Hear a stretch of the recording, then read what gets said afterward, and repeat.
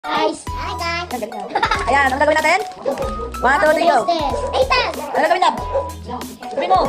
Ayan, mag-taste test na naman tayo. Walang katapos ang taste test. Sino mo gusto mo ginagawa? Oo, pwede mo makita. Ayan, meron tayo dito ang palaya chips. Ayan, nabili ko ito sa TikTok. Ayan siya. Kung ano dito mahilig sa gulay. Hindi mahilig sa gulay. Kahit tingnan natin kung magugustuhan nito. Ako ang titingin. Tinting. Gusto na? Kain? Happy na natin. Ayan. Tikman natin ito. Trending ko sa TikTok. Kaya bumili ako. Nabili ko ay, barbecue flavor. Mami Dela. Ay, hindi natin magugustuhan. Kung anong lasa. Ayan, ganda yung walang katapos ng guteng. Sealed na sealed siya, wala yung bukas. Dapat wait lang. Ano siya? 110 grams.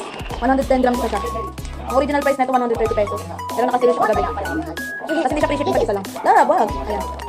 Ito natin. Uy, ang bango. Bango. Hindi na ako na. Ako ay sa... Wait lang, kamera kainin na. Sabi ko pa hindi ka nakikita lang. Hindi mo ba ka? Anak mo. Ayan ako. Isa lang. Okay, left to right. Ayan siya. 1, 2, 3, go. Diyan kumakain ng mga gulay. Ano lang siya? Masarap! Gulay. Sarap. Ano kita nakakain nila? Kasi masarap siya. May konti siya pait sa dulo. Magkabot mama! Papa, susuan nila. Isa lang. Bisa isa lang. Diba? Kaya masarap yung isa lang. Puti mo yung kaya. Mamay natin. Ayaw niya. Sarap lang. Hindi sa lasang palaya. Kasi healthy ka palaya. Hindi naman ito tayo. Pero dito lang ito kay search ng palaya. Yan o. May Ivan Organic. Ito lang. Ang palaya. Ito lang kayo. Kaya na pa mga market ko sa market sa pagkain. May matindol siya.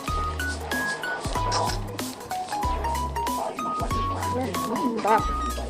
Ang sarap, healthy pa. Gabi na. Hi guys!